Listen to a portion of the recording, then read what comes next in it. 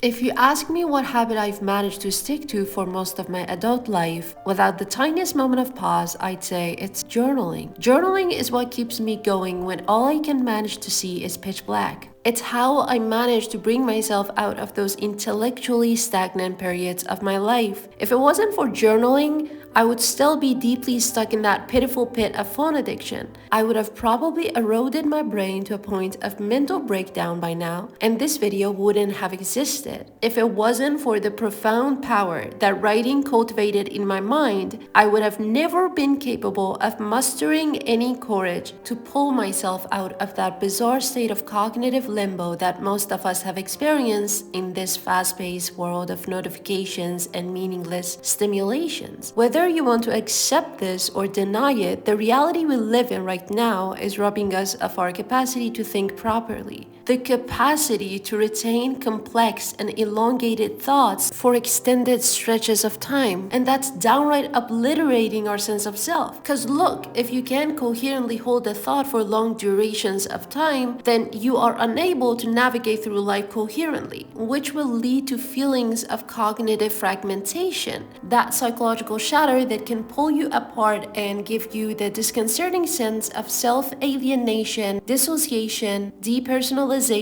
and any other psychological conditions that arises out of the disconnection from thoughts, feelings, or identity. Our distracting world of fast-paced, mindless consumption is the source of all the mental erosion that has been encapsulating the manner in which people live nowadays. We are all rendered identity confused to varying degrees. We no longer know what we believe in and who we truly are, what matters to us, and what is the ultimate purpose of our life. What is that one uniting higher purpose that keeps you invigorated and excited to live every moment of your life, no matter how hard and discouraging life events might be at times? We've all heard of this quote by Nietzsche: "He who has a why to live for can bear almost any how." And regardless of who said it and whether or not I agree with this philosophy, it's a truthful statement. But we've never paused to think about what it means in reality, in daily progression of your intellectual life. We've never taken it to a pragmatic stage and actualized it in our day-to-day living. What is that why for you? Because if you don't have a firm ground to base your actions on, then your actions are only going to contribute to a chaotic progression of random, meaningless, nauseating routines. And if I were to reduce all these problems and say what the underlying premise of all of them are, it would undoubtedly all boil down to lack of focus. And we have two different types of focus. The one on a macro scale, I will call it macro focus, which would be awareness of your goals and higher purposes, belief system, and your identity. Another type of focus is concentration on a cognitive level, which for the sake of simplicity, I would call it the micro focus. And our current condition has rendered both of these types of focuses almost impossible to attain. But there's a very tactical way to bring this lost focus back on its track. The most useful tool in the process of eliminating distractions, and in this case I would say even unknown distractions, is an extended mental space to bring out all the existing thoughts in your mind and to look at them and see where your mind's at. You might find it hard to write even a sentence at first, but the key point here is to sit with your thoughts even if the words are not coming as easily or you don't know where to begin. It's normal to feel like your mind is a blank canvas and you have nothing to explore internally, and that might tempt you into giving up writing altogether and think to yourself that journaling is simply not for you. But saying that journaling is not for you is like saying brushing your teeth is not for you. If you said journaling doesn't fit your personality type, then in this analogy it would be like saying brushing my teeth doesn't fit my dental physiology. And even a crazier way to put it is like saying thinking is not for me, or being conscious of my thoughts is simply not my style. Now,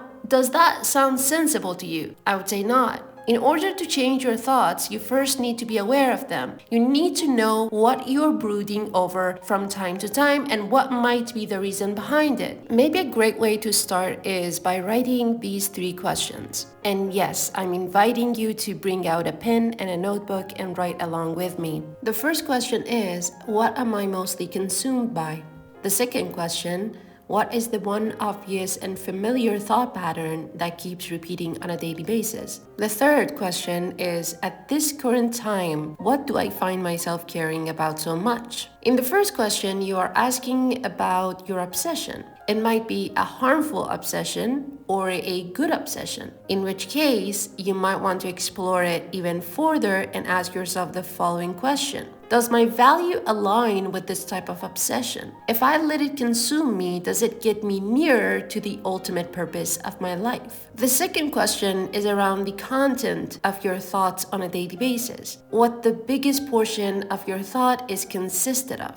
Does that get you to where you want to ultimately go in your life? What type of a person will you become if you were to let your days be flooded by those patterns of thoughts? This will show you whether you need to scratch it and replace it with another thought pattern more geared toward your trajectory, or just let it continue in the same pattern because it might be already geared toward your goals. The third question is the question of your current identity. What you care about and what you pay attention to most makes up the big picture of identity, which will lead to the corresponding actions and behaviors, which will in turn shape your life's journey. If you find that you care about and pay attention to arbitrary and random stuff, then chances are your identity has been unconsciously built by your environment and what you have been letting your mind to consume. In other words, you've been programmed without your knowledge. Now that you have asked yourself these three questions, you've gained a bit of insight into your current feelings, thoughts, and desires, which makes up the identity of yours. You have gained a higher level of clarity on the type of person you are at this moment in time. Although you might not be able to answer all these questions with so much clear thinking on your first try, but as you repeat this line of inquiries every day, you become much more clearer on the nature of your identity as it has been formed over time. In this process, you have identified problems that you didn't have awareness of prior to this writing. Now that you have identified the problem, you can slowly shift your content of daily writing towards building a vision for the kind of identity you would like to step into. The most systematic way to approach this problem-solving process is to treat it like a project. Let's say you've always wanted to gain a specific skill, but you never got around attaining it, and you don't know why exactly that is. You try to explain it to yourself and say, life got in the way, I simply didn't find the time to dedicate to that activity, or it might be that it's a very daunting prospect to you, so every time you think about starting it, you become overwhelmed by the sheer amount of complexity it presents to your untrained mind. Or you could come up with multitudes of other reasons you didn't start. But the underlying premise of all of them is this: you simply are not the kind of person who does those things. So you have a brick wall of resistance inside of your psyche preventing you from doing that activity on a regular basis, because it's just not compatible with the identity you possess right now. See, our mind is always working actively to keep its consistency. That's how we keep our sanity and remain psychologically organized and intact. But that quality is also the barrier to most of the ungained skills that you would like to initiate the process of gaining. And breaking that barrier should be preceded in a strategic way by getting your mind to identify itself to be in aligned with that skill. Let's take the example of journaling every day. Let's say you have never tried journaling before, so it's a bit hard for you to stick to it, and you always see yourself on the verge of giving up, but that's exactly the resistance that you need to overcome by doing it daily. Even if it means you're sitting behind the desk with an open journal and an idle hand, just trying to think of something to write without breathing any idea. But if you put yourself through that gesture every single day, it becomes second nature to you. Thus, it no longer requires any discipline because it has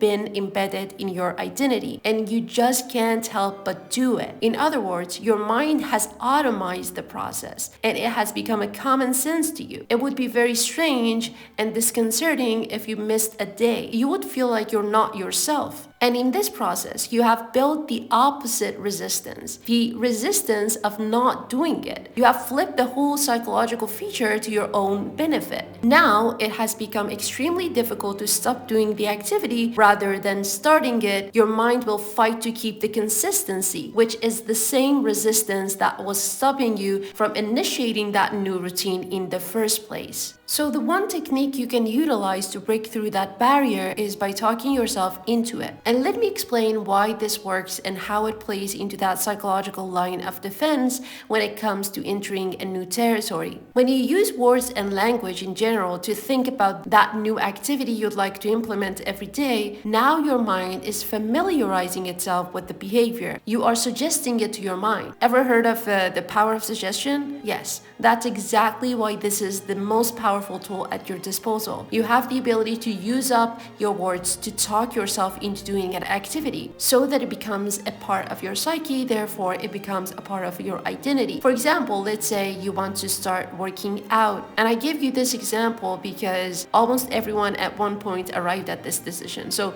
it's much more accessible to all of you than any other examples. If you try to wake up every day and pick up your journal to just walk yourself through the process it takes for you to start working out, firstly, you are breaking up the activity into tiny steps. Secondly, you are getting yourself in the groove of doing that activity. Wherever your mind goes, your action follows. That's happening when you are talking to yourself about how you might want to approach gaining that specific skill. You get to see that it might not be that difficult after all. That murky, foggy perception that your mind harbors about almost all unfamiliar activities will be cleared out when you try to express it in words. You're rehearsing it mentally before you even enter the action stage. You know what you're about to face, so it becomes like something that already happened in your mind, and you just need to go through the motion of making it happen in physical reality as well. And this process of mental rehearsal has been talked about also in the martial arts field. And it's called Qi, but I am not saying that this is the same thing, but it involves the same processes, which is mentally rehearsing the movements so that you get familiar with the physical procedure of it before you even try to do it. And it's only a very tiny portion of the whole concept of Qi in that field. I am not gonna go further into it, but I'm gonna play a clip here so that you get the gist of what it is that you do for that to happen.